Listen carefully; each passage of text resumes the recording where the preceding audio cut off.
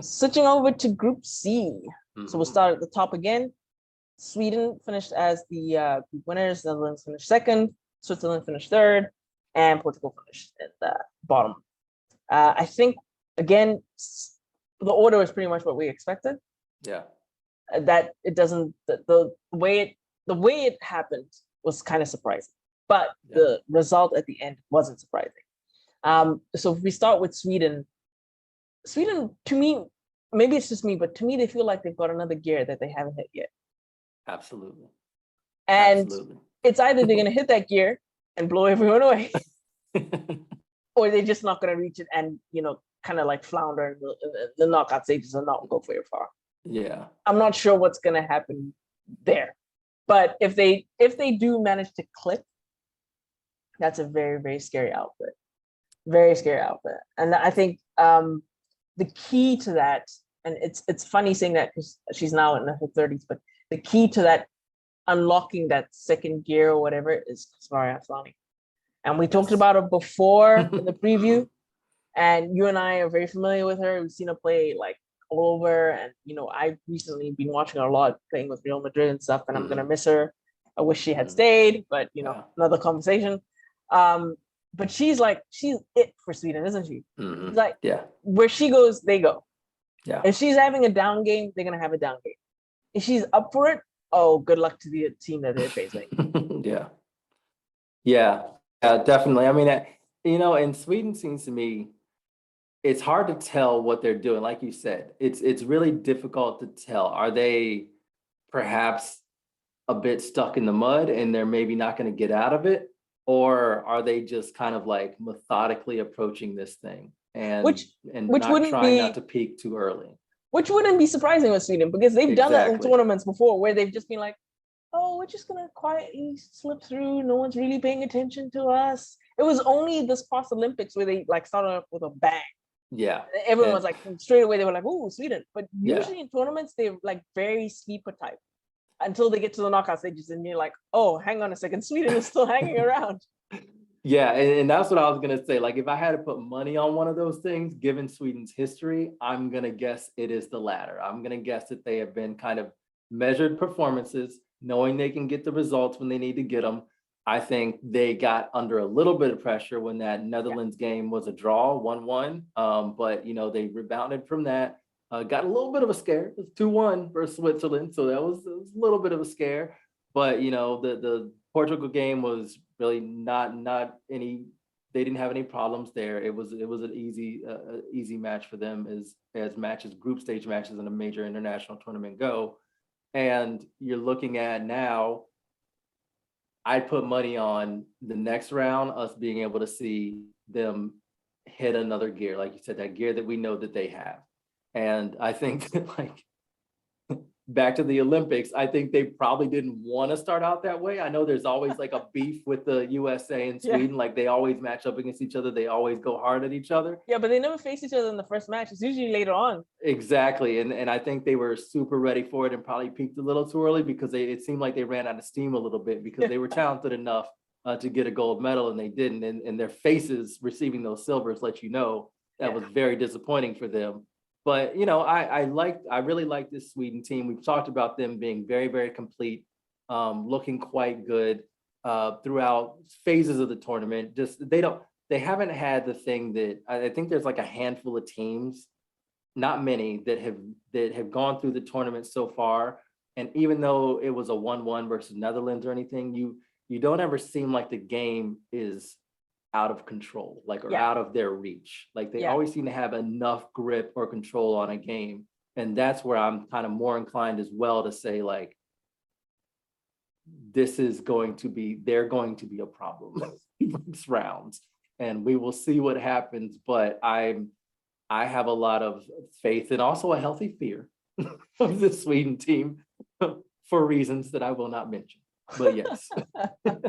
Or reasons that I've already mentioned. Okay. Yes.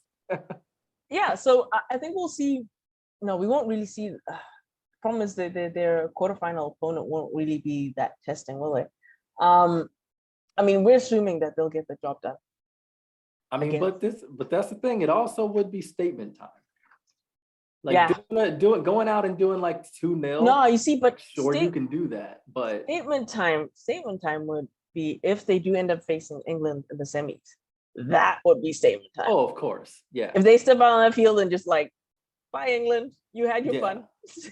Yeah, See but you later. I just mean like you want to impart, and I know we're jumping ahead a little bit, but for me, like against an opponent like they're gonna be facing, you want to.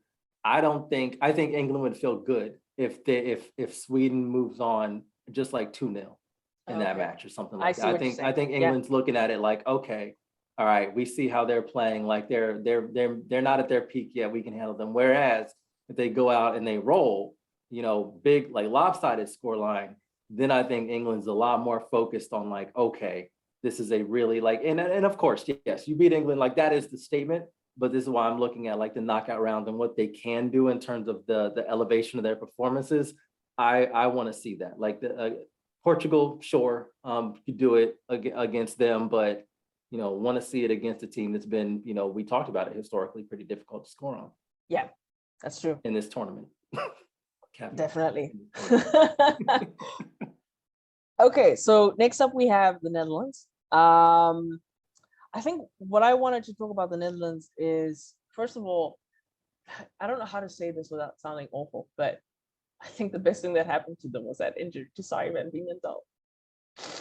I don't know how else to say that without sounding like really, and it's not that I'm trying to be like, oh, I'm glad she got injured or whatever. No, not at all, because it's a big tournament and you want all your veterans to be ready to go, right? Because you need that kind of leadership. But to be honest, her form coming into this tournament was terrible. Yeah. It was really bad. And even that first game before she got injured, she was like really shaky. Yeah. Against Sweden, like very shaky. And I think the reason why Sweden didn't go on to like batter them is because there was goalkeeper substitution. Like Daphne van Domslet has done really, really well since she's come on. And yeah, like I said, I think that change right at the beginning of the tournament, and the fact that she's out of the tournament, and so it's going to be Van Domslet from here on out, was probably one of the best things that could have happened to the Netherlands. And I think the other thing, which I don't know if it's good or bad yet, because I'm still unsure about it, but the fact that Niedema isn't there to cause that kind of weird formation in midfield for them, it's kind of left Mark Parsons with less of a choice to make in midfield. Let me put it like that. Because right now, if Viv is, if she's healthy, she's playing in that withdrawn role, right?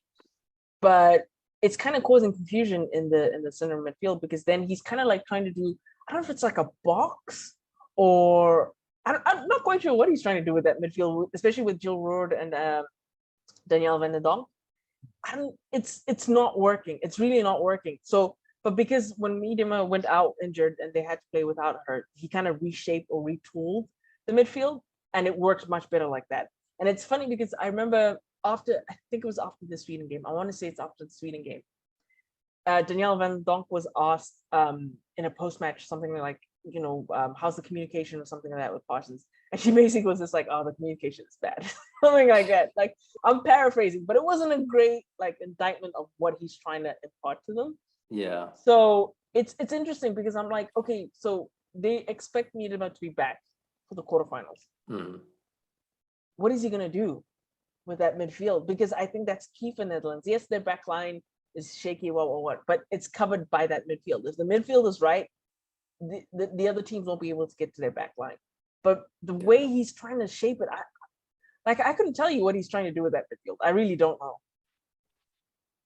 Yeah, this is one of those things for me where I'm like, that whole phrase looking real funny in the light. You know what I mean? Like Serena went over to England, they're rolling.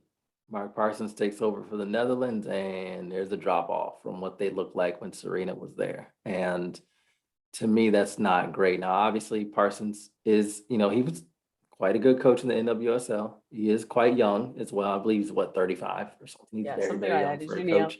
Yeah. So like he definitely can grow. This is a huge job though, like a huge job. Like I didn't then understand the appointment, and I don't understand it now. Particularly in like the phase that they're in, and the build up to the Euros and heading into a World Cup. It was kind of an interesting decision to make the selection like this because they took a real gamble. And I think it's so far not quite paying off. You can kind of see uncertainty. This is another one, like Netherlands have been involved in some interesting games. Yeah. This tournament, right? Like you look at that game they had with Portugal was one of my favorite games of the competition so far because it was just bonkers. Like there were just goals coming out of nowhere, and it was really fun to see Portugal look like they were going to do it. They looked like they were going to get a result versus a big team like Netherlands.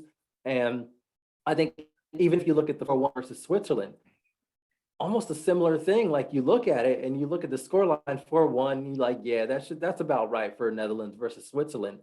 But no, that game was 1-1 until the 84th minute. Yeah. And that's when tight. they piled on their goals. And their equalizer was an own goal anyway. So you're looking at it and you're thinking this is not, if you just look at the scoreline, you're like, okay, they're gradually getting better.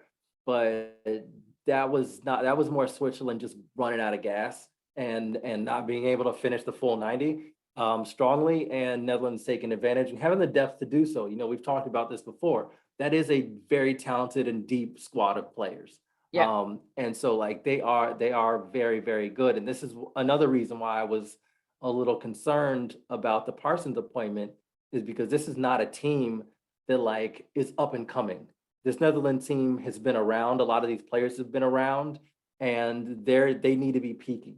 We need to be able to see what can this team do at their peak right now. And you don't have a whole lot of leeway for a new, national team coach to come in here, new language and everything, to be able to fumble around a little bit. And kind of like you said, he's kind of playing around, trying to figure out what works and what doesn't at the Euros, in a tournament that they are talented enough to go deep in.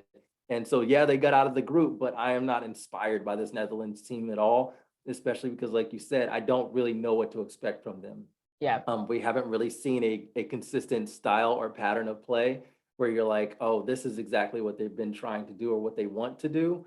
It's all kind of been a bit hodgepodgey and not really I don't know if I've ever said hodgepodge in my life, but it was just it's a good description. It felt right for this team. And you know what? I blame Mike Parsons. He made me say it. Yeah, so it'll be interesting to see how because they're up against France, if I'm not mistaken, right? Yeah. They sure are. They're up against France. So I'm excited about that.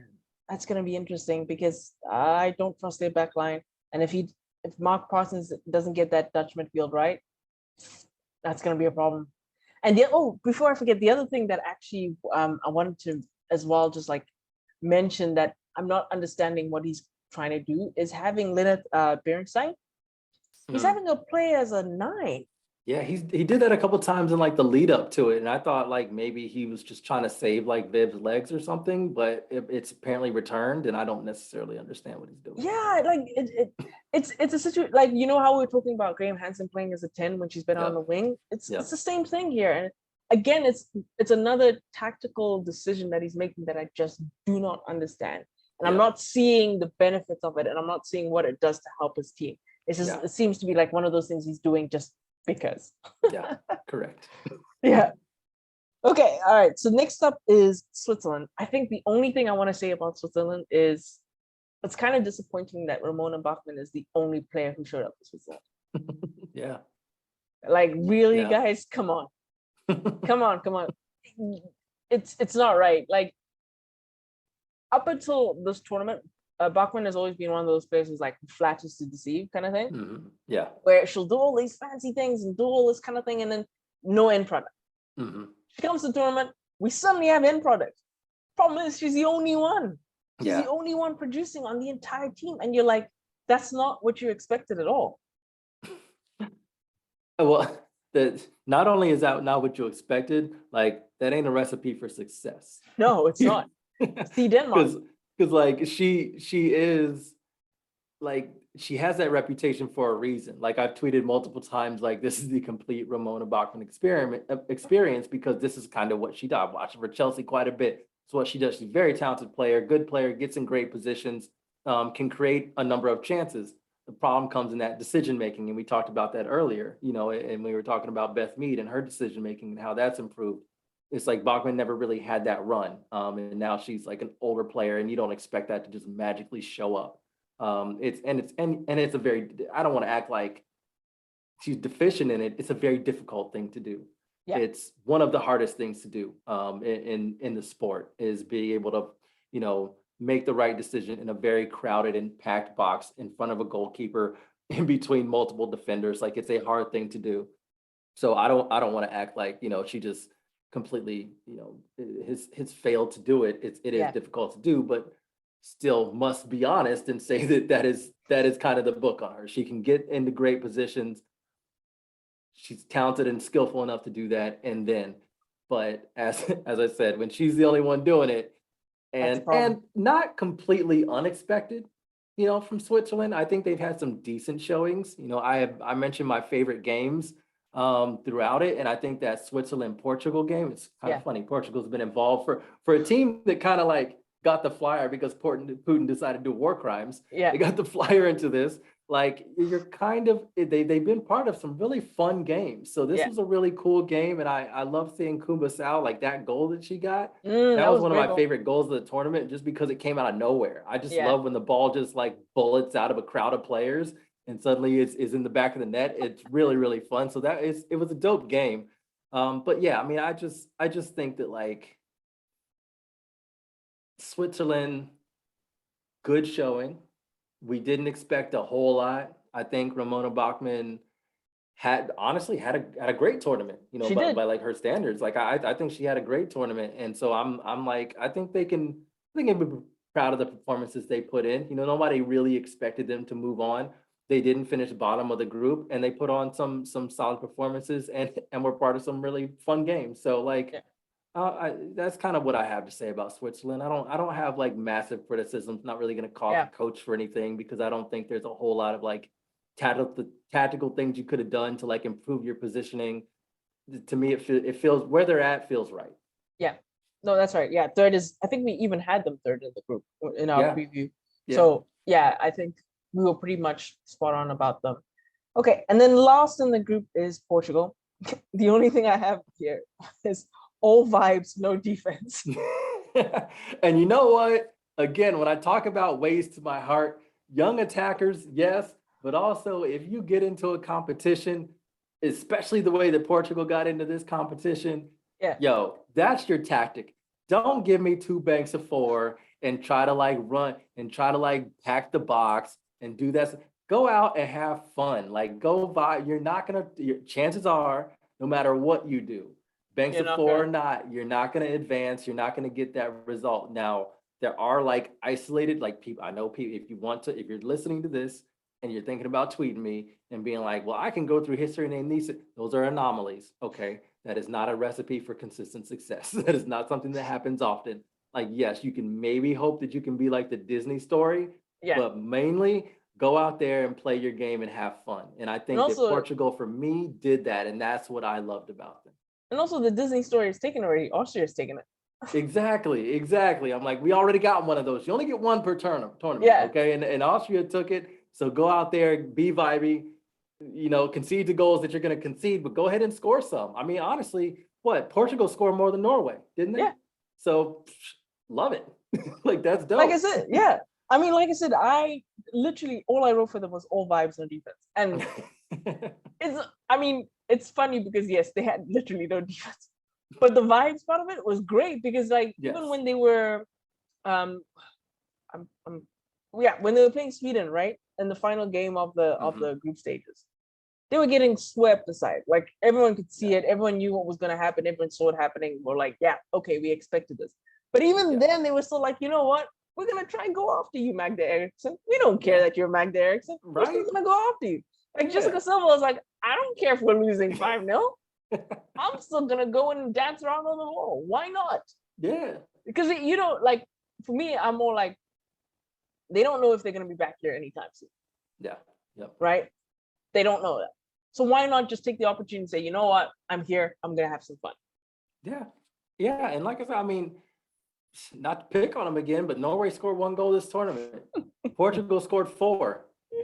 Both are going home, but I bet you one is going home a lot happier. And it ain't just because Norway had expectations. It's like they actually went out there and performed sometimes. Like And they had have, fun. yeah, they had fun and they have performances they can be proud of. Norway doesn't really have that. So like for me, yeah, the expectation level is different. Like the variance is there. So I don't want to completely discount that. But you know, for me, Portugal, hey, like thank you for showing up and coming into this tournament and doing what you did, because that's an approach that I don't think a lot of teams would have taken in this instance. But I like that they stayed true to themselves and went out there and had fun and executed. So it was fun. Okay.